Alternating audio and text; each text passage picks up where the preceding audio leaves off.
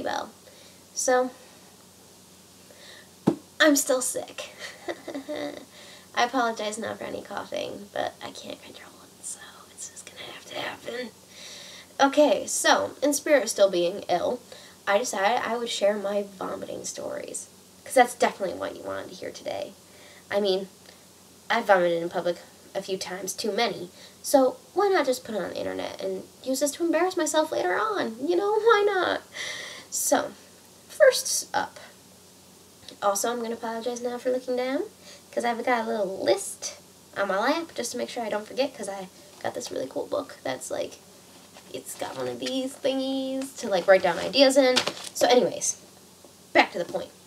First up, when I was about 6, 7-ish, nobody had ever used the word queasy around me and put it in context that wasn't just, oh, I feel a little bit off. Little did I know that a little bit off meant nauseous.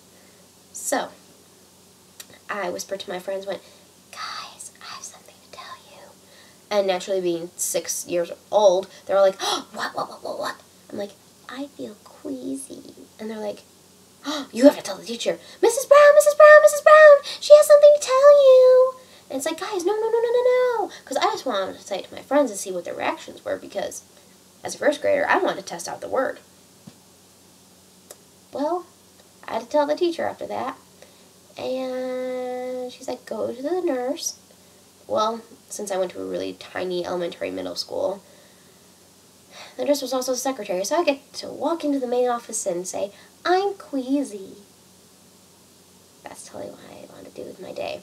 So they sent me to the copier room / like nurse's office cot area, because like there was a dividing wall, but still it's in the same area.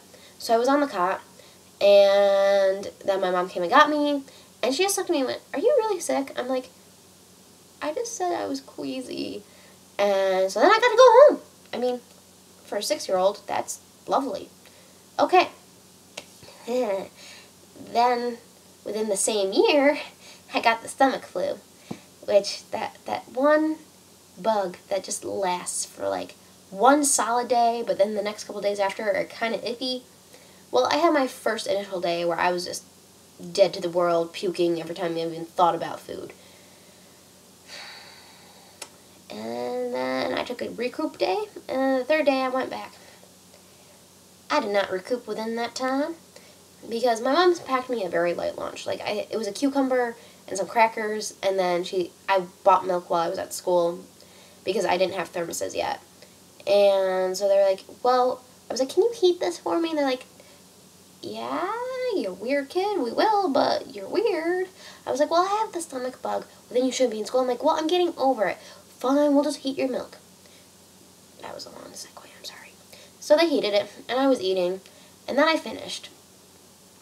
And then I realized there was no hope. I need to get to the bathroom quick. Well, the way it worked was there was this corridor that turned, like was a sharp right angle to get into the bathroom. So I was on my way through the doorway to the first little hallway leading up to the turn. I didn't make it to the stalls. I didn't even make it to the corner. Nobody could get into the girls' bathroom for the next 40 minutes because I just covered the entire floor. There was no moving around it. There was no waiting for the janitor to just come and clean up a spot. It was the entire corridor. And nobody could get into the ladies' room because of me. Long story short, they gave me a barrel liner, because that's what they had in the cafeteria because of the size of the garbage cans, and sent me to the nurse's office again, where I then got sent home, and my mom just was like, too soon? I'm like, too soon. And that was how I completely and totally destroyed a bathroom for a day. I felt so bad for the janitor because he was really nice and I really liked him. And then he had to deal with all of that. Okay, so next one.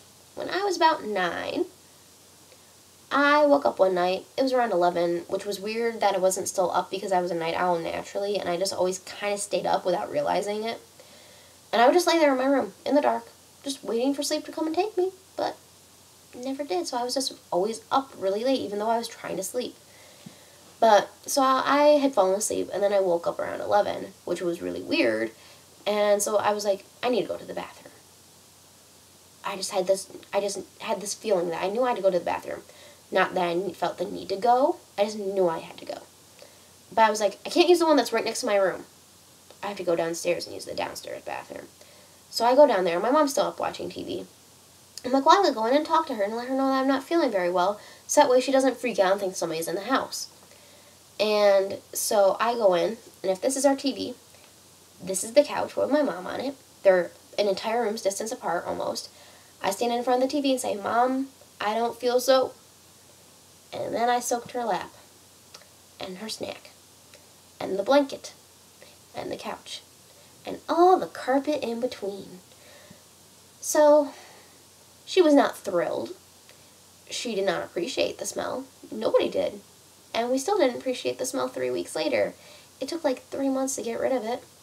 Like, every day would get a little bit less, but still, when you walk in the living room, you could tell that something had happened. And that's how I destroyed an entire carpet. So, moving on. Oh, and if the first story about, well, the cucumber story didn't teach us that I was a projectile vomiter, this one sure did. So, then, when I was 10, well, 11, I got the rotavirus. Now, if you're unfamiliar with the rotavirus, it's very interesting. You become a sieve. Everything's coming out in every direction that it can. And I'm going to put it like that to try to keep this as less gross as possible. So I was in the fetal position, only able to drink ginger ale, some white tea, mainly ginger ale, because even the thought of the smell of food was making me vomit. And I had to be in the fetal position, otherwise I was running to the bathroom. It was not a good scene. It was painful. I lost 11 pounds in less than a week, which now would seem like I was on an effective diet, like a really effective diet in the first week. Back then, when I didn't even weigh 100 yet, 10 pounds is a lot for somebody who was as tiny as I was. Like, it was to the point where my stomach was, like, caved in when I would lay down on my back, and I could feel my ribs being, like, it felt like they were being crushed by the weight of my skin. So, the rotavirus was not fun.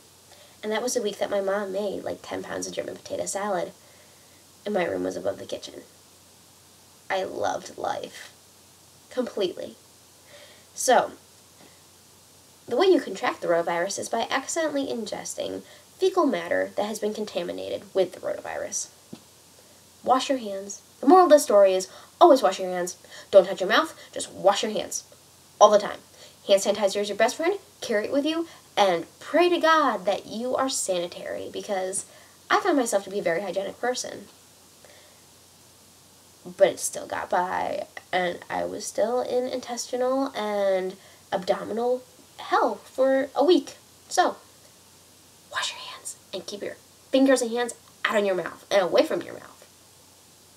So, now moving on to the stories of, I don't know when they happened. I just know that they did. I can't remember my age, but it was a while ago. So, the pharmacy in town used to be in Eckerd, which was a long time ago. But we were in there, and we were in the toy aisles, and they used to have these dolls that you could smell, and they had like these, they were really cute, and I got like every single scent. Every single scent, yes, that's what I meant. Every single scent that they had, because they just smelled so good, and they were so cute. And like, I have them somewhere in my room, like in a bag, so that their scent is like trapped with them. But I was just looking at them, and then I looked at my mom, and I started shaking my head like this, and she's like, no. And she's like trying to drag me to the bathroom, but I'm like, mm-mm, mm-mm, mm-mm. And then the rest of the aisle just got covered. Covered.